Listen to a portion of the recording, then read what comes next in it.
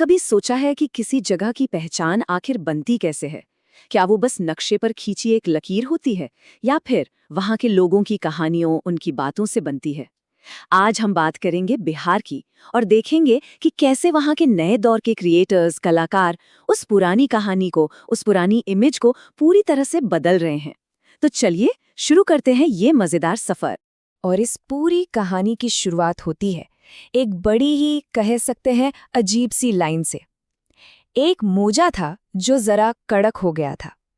अब ये लाइन है कॉमेडियन सतीश रे की और ये असल में अकेलेपन पर लिखी एक कविता का हिस्सा है। पर मजे की बात ये है कि यही एक लाइन हमें बिहार की एक बिल्कुल नई कहानी के दरवाजे तक ले जाने वाली है। अब सवाल ये उठता है कि भाई एक कड़क मोजे का एक पूरे राज्य के भविष्य से क्या लेना देना हो सकता है। सुनने में बड़ा अटपटा लगता है ना, पर यकीन मानिए बस इसी सवाल के जवाब में छिपा है आज के बदलते हुए बिहार का पूरा सच। तो देखिए, इस कहानी को बेहतर समझने के लिए ना हम दो बहुत ही खास आवाज़ों को सुनने वाले हैं। एक तरफ है कॉमेडियन और क्रिएटर सतीश रे, जिनका कंटेंट तो भाई पूरे देश में वायरल है, और दूसरी तरफ है पटना की जानी मानी आरजे आरजे अंजलि, जो बिहार की नब्ज को, वहाँ के कल्चर को बहुत करीब से जानती हैं। और इन्हीं दोनों की बातचीत के जरिए हम कोशिश करेंगे बिहार की उस बनी बनाई छवि के पार झांकने की जो अक्सर हमें दिखाई जाती है। हमें समझने की कोशिश करेंगे कि असलियत क्या है, चैलेंज क्या है और सबसे ज़रूरी बात, उम्मीदें क्या हैं। तो चलिए सबसे पहले बात करते हैं उन स्टीरियोटाइप्स की, उन धारणाओं की जो बिहार के नाम के साथ जैसे चिपक सी गई हैं, और ये भी देखेंगे कि कैसे अब वहीं के लोग इस इमेज को तोड़ने में लगे हैं। आरजे अंजलि की ये बात ना सच में दिल पर लगती है। वो कहती हैं कि बिहारियों को खुद बिहार को पहचानने में देर लग जाती है। मतलब लड़ाई सिर्फ बाहर दुनिया से नहीं है, लड़ाई अंदर भी है, खुद से है। अपनी पहचान को, अपनी जड़ों को समझने और फिर उसे गर्व से अपनाने की लड़ाई। अच्छा, ये एक लाइन है जो शायद बिहार से आने वाले बहुत से लोगों ने सुनी होगी। अरे, आप तो बिहारी जैसे नहीं लगते। अब ये एक ऐसा कॉम्प्लीमेंट है जो तारीफ कम और तंज ज्यादा लगता है ना? और ये दिखाता है कि लोगों ने अपने दिमाग में पहले से ही एक इमेज बना रखी है कि एक बिहारी कैसा दिखता होगा, कैसा बोलता होगा। तो फिर ऐसी बातों पर सतीश रे क्या जवाब देते हैं? उनका जवाब एकदम सीधा और खरा है। वो कहते हैं, उनको मैं गाली दे देता हूँ। और ये जवाब, ये मजाक में कही गई बात असल में उस फ्रस्ट्रेशन को दिखाती है जो बार बार एक ही तरह की बात सुन सुनकर किसी के भी मन में आ जाएगी। चलिए अब बात करते हैं एक बहुत बड़े बदलाव की। एक ऐसा बदलाव जो बिहार के नौजवानों के सपनों में, उनके एम्बिशन में आ रहा है। अब वो पुराने सपने नहीं रहे कि बस डॉक्टर, इंजीनियर ही बनना है। देखिए, एक दौर था जब बिहार में युवाओं का सबसे बड़ा सपना होता था यूपीएससी क्रैक करना, सरकारी नौकरी पाना। लेकिन आज हवा पूरी तरह बदल चुकी है।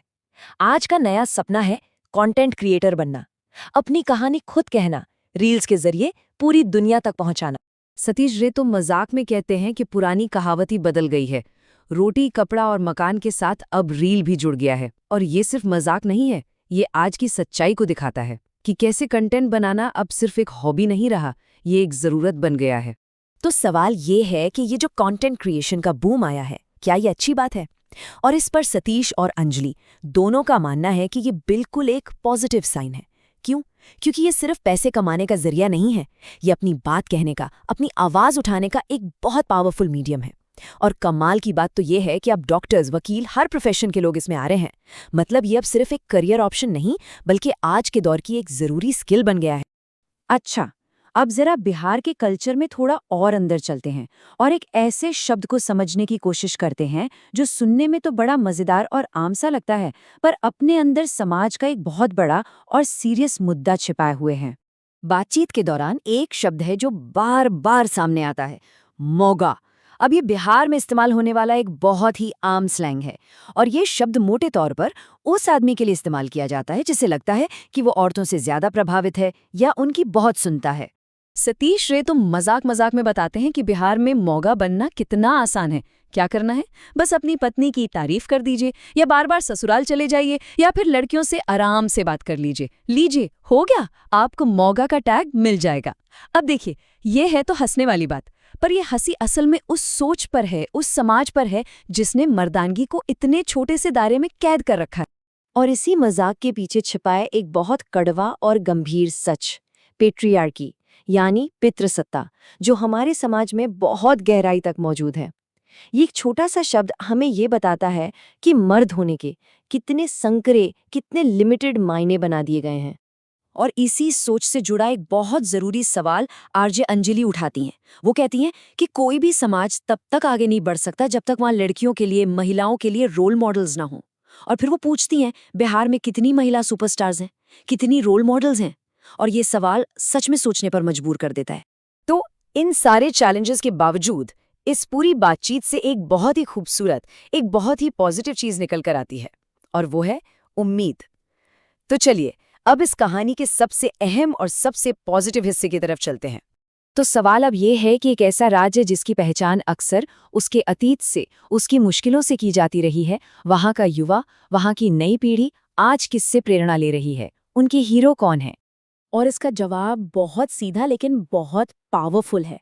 आज के युवा उनको अपना आइडल मानते हैं जो उन्हें HOPE यानी उम्मीद देते हैं।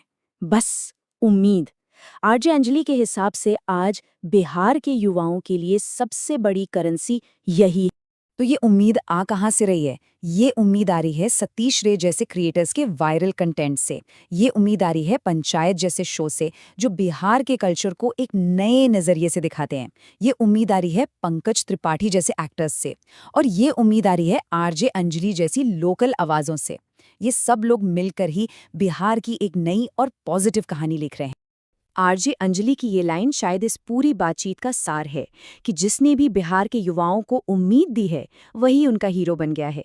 अब बिहार की पहचान सिर्फ संघर्ष या पिछड़ापन नहीं, बल्कि सफलता, उम्मीद और एक नया आत्मविश्वास भी है।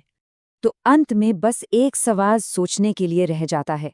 अगर उम्मीद ही आज की नई करेंसी है, आज का सबसे कीमती सिक्का है, तो इस सिक्के को बनाने का, इसे ढालने का हक आखिर किसके पास है? भविष्य की इन नई कहानियों को लिखेगा कौन?